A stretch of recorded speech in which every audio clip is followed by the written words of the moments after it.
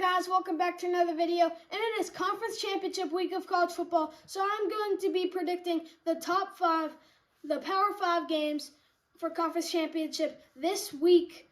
And let's start off with our first game, Friday night in Las Vegas. It is Oregon and Washington, and I know people are talking about how, they're talking about how Washington beat Oregon last time, and now people are like, oh, well, Oregon's really changed from that game, and now they've gotten a lot better, and now it's hard to beat a good team twice. So everybody's really having Oregon winning this game. So people got to give credit to Washington. They're undefeated. They have a pretty much 50-50 chance to make the playoffs. If they win this game, they're in. If they lose this game, they're more than likely out. Same thing with Oregon. But if they lose, they're definitely out because they'll have 2 losses.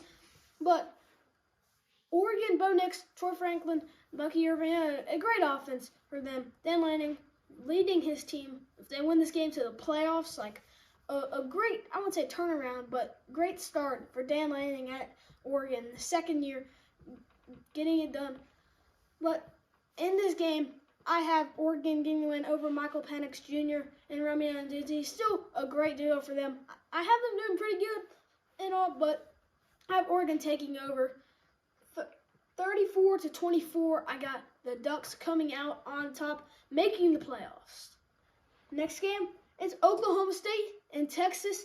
This is going to be in Arlington, Texas, so I imagine there's going to be quite a bit of Texas fans there. But also, Oklahoma State, the state of Oklahoma is right above Texas, so it will be pretty split, but there will be more Texas there.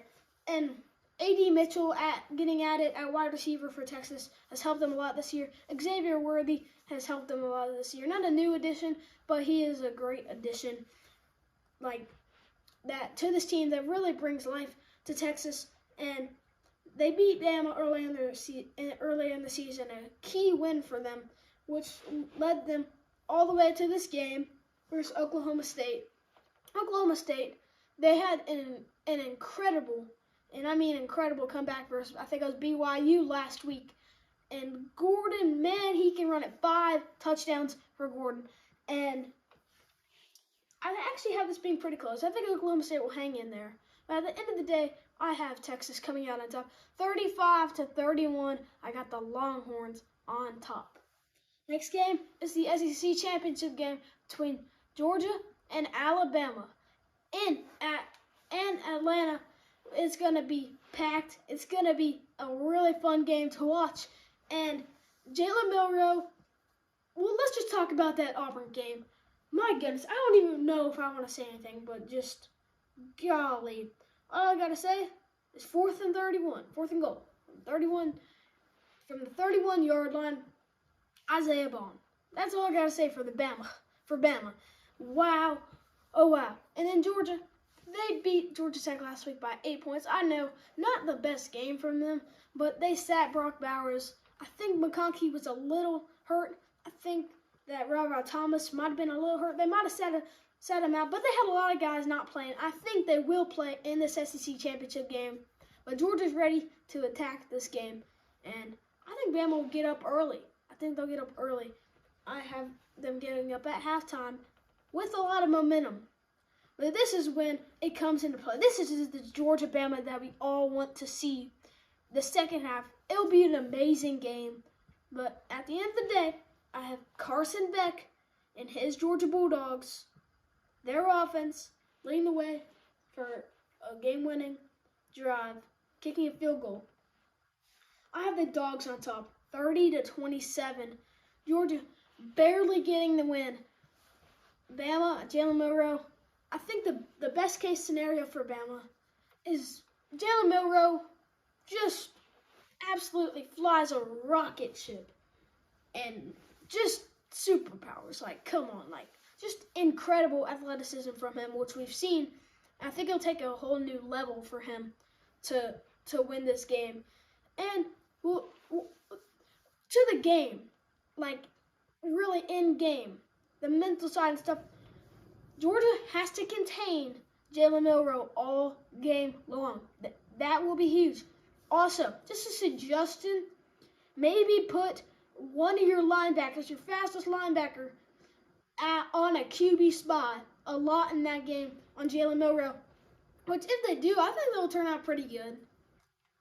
But it's hard to predict from me what I know to go deep into Georgia's playbook, Bama's playbook, and get into all that because I don't know their plans. So at the end of the day, though, I do have Georgia 30-27. I got Dogs coming out on top in a really close one. It'll be a fun one for everybody to see. Next game, it's Michigan and Iowa. It's going to be in Indianapolis. It's going to be a 7 o'clock game as well. It'll be a fun one to see. And Michigan, they just beat Ohio State. Man, that was a great game for them. J.J. McCarthy, he threw it a little more than in his last games. And Blake Corum, Donovan Edwards. Edwards didn't do as much, but Blake Corum and Donovan Edwards, really two powerhouse running backs. And this is versus the Iowa D-line. Man, oh man. They talk about defense in that locker room. I can tell you that because their games are normally probably 13-10. They have a really good defense, but at the same time, pretty slow offense.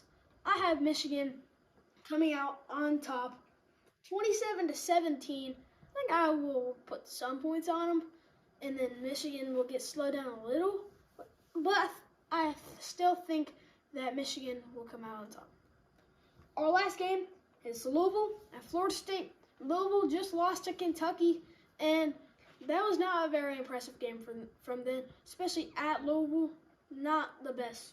And Florida State, heated situation for them. Jordan Travis out for the season. Alert.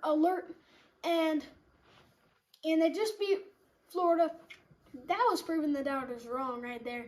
I know a lot of people have Florida, including myself, but Florida State, their entire team, people are not realizing this. All you got to do is use your brain. Jordan Travis is one player. He is not the entire team. So people are now really down on Florida State. And if they win this game, they're in the playoffs. Most likely, probably number 3. And I've also heard that they're gonna drop Florida State out of the playoffs, even if they go undefeated, because Jordan Travis is hurt. They don't want to put a backup quarterback into the playoffs. I don't really think that's how it works in college football. I just don't. If they go undefeated, they're an undefeated team. That's just how it is. They're making the playoffs. But I do have Florida State 37-24 coming out on top. And I do want to say my playoff prediction, not my full playoff prediction, who I think is going to win, but just who I think is going to make the playoffs. I think it'll be 1 Georgia, 2 Michigan, 3 Florida State, and 4 Oregon, which means I think it'll be 1 Georgia versus 4 Oregon in the Sugar Bowl. And then on the other hand, 2 Michigan and 3 Florida State in the Rose Bowl. That's who I think is going to be in it. Thank you guys for watching this Wiggins football predictions video. Don't forget to hit that subscribe button, and I'll see you guys in the next one.